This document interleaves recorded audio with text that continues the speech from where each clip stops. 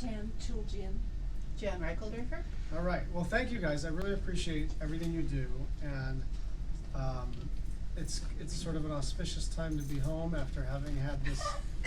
No, it is. I mean, listen, every day is going to be a new thing to be worried about. But from my perspective, it's really worth taking a moment, and maybe you've already had your moment, but I'm going to take a longer moment to celebrate the victory around healthcare. I mean,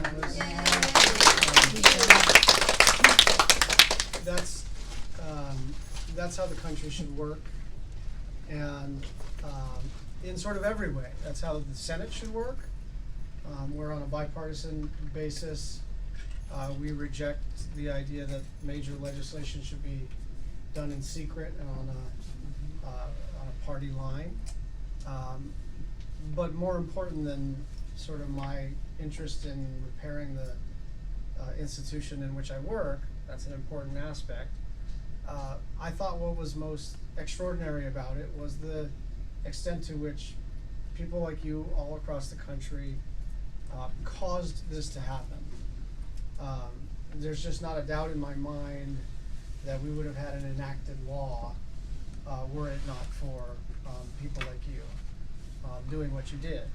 And so there's a process I think everybody is going through as a result of the last election, where we're all trying to figure out what is the obligation of a citizen in this world? What is the obligation of a legislator in this world?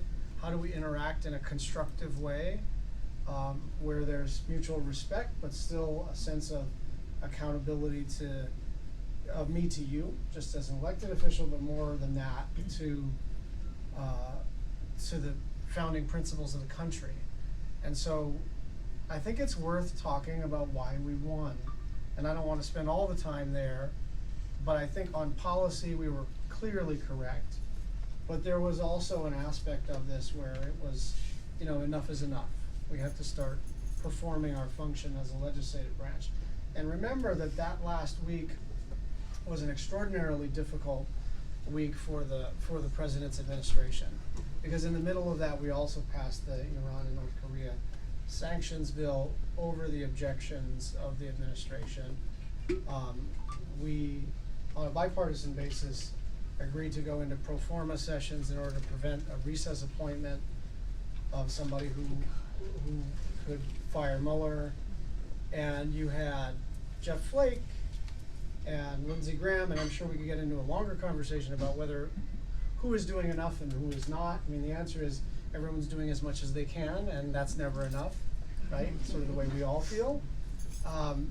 But I thought what happened in that last week was the sort of beginning of the mouse roaring, of the legislative branch deciding to behave as a separate co-equal branch. I don't think that sticks, right? I don't think that's the new status quo. But I think what you do is you push for, organize for, agitate for more moments like that until it becomes the norm again. But I mean, it's that much of a battle that you had to mount 6 months worth of fighting tooth and nail just to get us worth of 2 weeks of regular, 2 weeks worth of regular order. But maybe it takes us a little less of an effort next time, and we start to realize as people who are in the Senate that regular order is more fun, it's more rewarding, and it's more politically smart, right? But everybody has to do their part, right? I have to have face-to-face conversations with Republicans of goodwill. I have to participate in the activism that's going on and plug into it, both intellectually, but also I have to understand where people are coming from. And then I have to do the legislative work as well, and you have to do your part. But that's the way I see the next couple of months is more of those things, right? More of the legislative branch asserting itself, and policy flows from that, right? So what's the next battle? It's the debt ceiling, and it's the omnibus. And I guess the good news from the standpoint of appropriations is that the committee's still doing work on a bipartisan basis, and so everyone is ignoring Mick Mulvaney's budget. I mean, and that's not a rhetorical device. It's literally doesn't play into what we do in terms of federal spending. but the government runs out of money at the end of September, and we have to either put together a new omnibus, which would be good for Hawaii and good for our priorities, because it'd be done on a bipartisan basis, or go on a CR, which is a stupid way to govern, but not government shutdown, so sort of C- governance as opposed to F or A, which would be appropriating. I am in the middle of draft, and then I'll get into questions. I'm in the middle of drafting actually it's drafted, I just have to finalize it and file it when I get back. Legislation to repeal the statute that requires that we individually pass a law to meet our debt obligations. Okay, so here's how it goes. The government spends money through the authorization and appropriations process. So we make a federal spending bill, and we're gonna get X number of schools and X number of whatever, highways and F-35s and whatever else. It all adds up to a dollar amount. Now we have cash receipts that can pay for most of it, but not all of it, right? We have to borrow the rest. And so now we have to pass a statute in order to do the borrowing. But that is like going out for a fancy dinner and then having an attack of fiscal discipline after you've already eaten the dinner, right? And decide that you're a fiscal conservative because you're not gonna pay now, right? And that is literally what the decision is. The decision is whether to pay obligations already incurred, okay? And so I personally don't like the idea of us doing what the Republicans did, which was negotiate the full faith and credit, use the full faith and credit of the United States as leverage for our policy goals. I think, first of all, I think we will lose that. There's just no way the Republicans will enact progressive ideas in exchange for something they don't want to do in the first place. Like, it doesn't stack up properly. Second of all, if we ever succeeded, God help us when we have a Democratic president. Because if we succeed, it'll get even worse. So the only thing, either we should give them a clean debt ceiling increase, just say we don't play this stupid game, or if we're going to negotiate for something, we should negotiate to defuse the bomb permanently. And that's what my law does, my bill does, which is essentially repeal the statute and say, and just rely on the constitutional provision that says the full faith and credit of the United States shall not be, I forgot exactly what the language is, but that gives the full faith and credit to the executive. And so we're in the process of putting that in the middle of the mix, because I think that for me, that's the only thing I could negotiate for. I'm not going to negotiate for single payer with Paul Ryan and exchange. I mean, he's just not going to do it, right? And we're going to end up with a, and remember that even coming up to the precipice of not raising the debt ceiling has costs, right? It hurts people's pensions, it raises borrowing costs, like so anybody who needs a student loan or a car loan or a mortgage loan, like rates go up, markets react because they have to price in the risk that we're going to do something crazy. So I understand that may diminish our leverage in a purely hardball world, but I think somebody has to be the governing party. And if we have to govern from the minority, in this particular instance, that's what we do. I do not feel similarly obliged to solve every one of their governing problems. They are the majority party, and we have a different role as the people out of power. But in this instance, you're really playing with fire. Okay, I will stop there, and then how do we do it? We just open it up to questions? Yeah, well, I'll start it, and I know everyone has something to add. Quick question to you on that bill. I'd be curious about co-sponsors that you're lining up. You probably can't announce them yet, but just a few or a lot would be helpful. I will let you know if I have any. Okay. So I haven't really made my rounds yet, and I was searching for a Republican, and my preliminary thinking after talking to a lot of Republican offices is that this is something that they could probably swallow, but they don't necessarily want to be a co-sponsor of the bill. I would just say for all of us, we stood here last February with you, Lonnie fainted, and told you to keep talking because this was important. And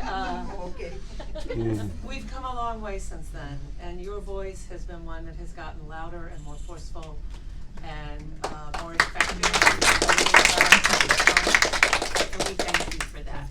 We're not going to let down our guard. We're going to keep coming every week. Malia's stuck with us for the foreseeable future. But we really appreciate what you're doing. And I apologize for accosting you at Costco, and I'm sure that continues to happen over and over. Hawaii is standing tall against this administration, and you are part of that, and we thank you for it. Thank you. I'm gonna shut up, I know everyone in the room has questions, so. I just have one about the generals. Yeah. When do we get past a safe zone for too many generals? Yeah, I don't know. And I don't know what you do about that, other than maybe we need them right now so we don't bomb North Korea, if we need somebody control, I mean, I'd like to hear something about that, because nobody wants a military coup d'etat to happen. Well, let me express the concerns in my own language. You know, there's a reason that there was a statute that we had to waive. Right. Actually, we didn't waive a statute. We wrote a separate statute for Jim Mattis. But there was a reason we had to go through the lawmaking process to allow that. And there's a principle which I won't spend too much time articulating, of civilian oversight of the military for very many obvious reasons. I do think that this would be a first order priority in any other time, and I think it falls to a second order priority in this moment. Because in my gut, I am still glad they are there. Yeah. And I look forward to the moment when I can be worried that they are there. But I am not there yet. I mean, these are qualified, rational people who see the world as it is. They are going to be more hawkish than probably everybody in this room. They are going to have a certain disposition, and they're going to have a certain frame of reference and a certain set of views about even domestic policy that we may not agree with. But they are sane, and they do not want to do irrational things, and I am absolutely thankful for their skill and their patriotism. And it was an interesting moment with John Kelly getting in there. Again, you sort of have to be of two minds. Politically, you want them not to succeed, but you obviously, the first order priority is to keep us all safe. Yes. And I feel somewhat reassured on that basis that they're there. Yes? Yeah, I felt a big relief after all the voting it went on the ACA, but I'm scared that Trump is just gonna sabotage it again. And I'm wondering what the process is where can he himself cut back CSR payments, and what can we do to? So- What CSR payments? I mean, So it's the subsidies, right? Yeah, they're basically premium subsidies, right? So there's a bunch of statutory stuff that insurance companies have to cover. And then when they cover it, there are a bunch of, there's premium support that they need. But they don't have a choice of whether or not to cover it. And so what happens is, if they are forced as a matter of law to cover something in a particular market, and then they don't get the premium support, they are not forced as a matter of law to provide coverage in any particular market. And so that's when you get these so-called exchange deserts. In other words, they look at their numbers and they say, we have to get out of, and by the way, there are a couple of states, I mean, red states, where in earnest, the individual market doesn't work. And so it's just actually pretty important to remember when I'm talking with James Langford, sure, he's super conservative and we have a different view of the role of government. It is also true that we would view ACA differently if people we knew had premiums that were $3,000 or $4,000 a month, you know, for people that are making, I mean, basically it would be all of their net income to pay for health care. And so they just pay the statutory penalty, right? So there are some things that we have to do to fix the law. I don't think he's gonna go through with this, because I think that there would not be very many people in Congress who would support him. You know, Lamar Alexander and others, Mitch and others, are saying, you know, don't light the individual market on fire just out peak. But there is always that chance. But I actually think we would very quickly remedy it statutorily. And if we had a veto-proof majority on that one, and we had to swallow that, it would probably be done in time before open enrollment. In other Right, words, just before November. before you actually have real harm. Can you talk about North Korea? Yeah, I mean, so I think the first thing is that North Korea does not have the capability to hit the United States yet. they have the theoretical, they have the sort of elements of it, right? They have an ICBM that is increasingly capable.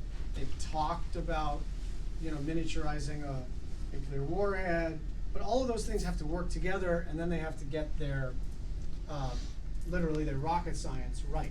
So having the elements is alarming, and they are doing tests and increasingly successful tests, so there is plenty to be concerned about. But the risk of them firing a nuclear ICBM, first of all, even being able to fire one at us is not there. And for it to be successful from their standpoint, we're not there. Now, we're probably anywhere from 3 to 30 years from that, right? And the thing you have to do is you have to assume 3. And there are 2 paths that ought to be pursued aggressively. Of course, you have to do your what the Pentagon calls war planning. You have to provide in your mind for the possibility that they do fire a nuclear weapon at us, and that we would retaliate. There's just no doubt about it. Now, there's probably a variety of views about whether we ought to or not from me. I think you have to retaliate if your country is attacked in that way.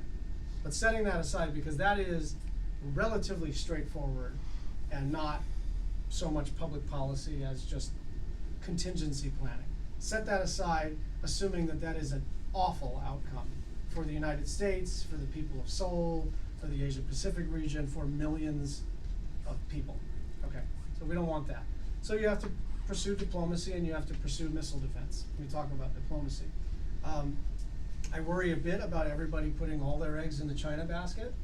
I think that is a shortcut because we don't have too many other ways to talk to North Korea. I am open over the long run to opening up through intermediaries at first, and at the low level at first, bilateral conversations. I think that's the only way you freeze in place and then eventually roll back the North Korean missile program. They have an objective, which is regime continuity and stability. We have an objective, which is to not be endangered. There is at least a scenario where we could arrive at our objectives over time, but this is a trust building exercise that has to start as soon as possible. I am a believer in missile defense, and I kind of fight with my otherwise people who I work shoulder to shoulder with on causes related to peace are continue to be irritated with me about this. The reasons to be cautious about missile defense are a lot of times it doesn't work, and a lot of times it creates a political space where you don't pursue the hard diplomacy. I'm committed to diplomacy, and it's working better. Okay, so we now have some degree of confidence that our technology remains ahead of theirs. And the problem is we're not 100% confident in our own technology, and we can't know for sure what they have. So do we think we have a decisive advantage? Yes. Do we think if it came down to it that we could protect ourselves through our current missile defense program? Yes. But you sort of, as they say in the military, you never want a fair fight, right? So this idea that I think it'll be fine is not at all good enough for us, right? So we have one option which should basically be off the table. Then we have diplomacy, which is something we ought to pursue, but you have to handicap it at less than 50-50 to work, right? And so I think we do need to continue to build up missile defense. Can I follow you on that one real quickly? Yeah, and I think you have to get to Maisie soon, so. Yeah, we do. Okay. What about the president's increasing rhetoric? I mean, today, fire and fury like none other. How is that helping our diplomacy? It doesn't. It's extremely unhelpful, and on a couple of levels. I'm not sure that it changes the calculation for Kim Jong-un, but I think it does. When the president did that Tomahawk missile strike on the airfield in Syria, I worried that it was a follow-up to a statement that something he didn't mean to exactly say, right? And where Obama called something a red line and then reconsidered and understood that that was gonna be, frankly, not a good thing for American foreign policy, right? American presidents don't bluff. But he was wise enough to say, well, I have to take a hit in my credibility in order not to bomb something I shouldn't bomb, right? The president went ahead and went through with it. Now, they bombed an airfield and it was not helpful, but I don't want him to paint himself into a corner rhetorically. But this is an instance where I sure hope the various secretaries are on Signal, texting each other.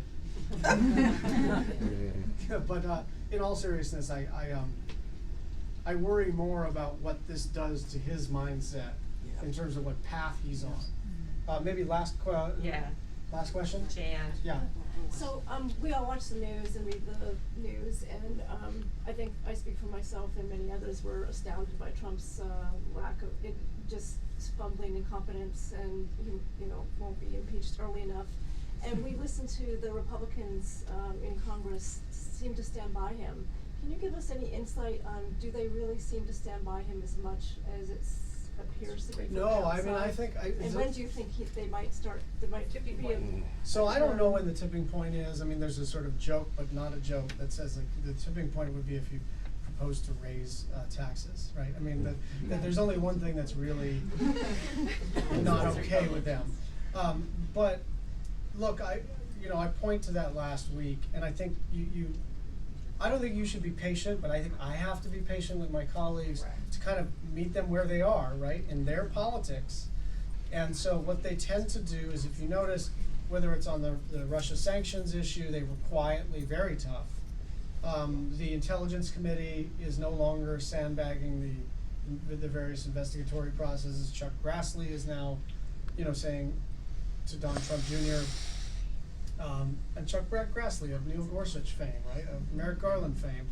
And so some of these men and women are picking their spots, but their politics it is really hard if you're not Susan or Lisa to be reliably on the right side of this without being very shortly kicked out of office. And so I think they are all trying to find their way, frankly, and I think that as stressful as this is for all of us as citizens and for we Senate Democrats, the people who wear the weight of the world on their shoulders are patriotic Senate Republicans, because they are trying to figure out how to keep the republic, from imploding and stay in office long enough to help. And so I'm not saying all of them have met my personal expectation. No, they haven't. But I also understand that there are, call it dozens, right? I don't want to say it's 42 of them or not 30 or whatever.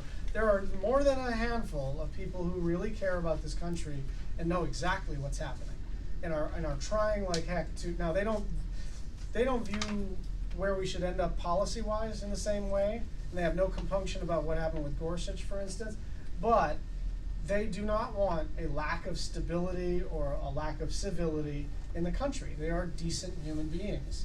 And they're just wrong. And they do Um, see Trump the way we see him. I think they do. You do. Okay. That's a sliver of hope to end on. Yeah. Thank you, guys. Thank you. Thank you so much. Thank you.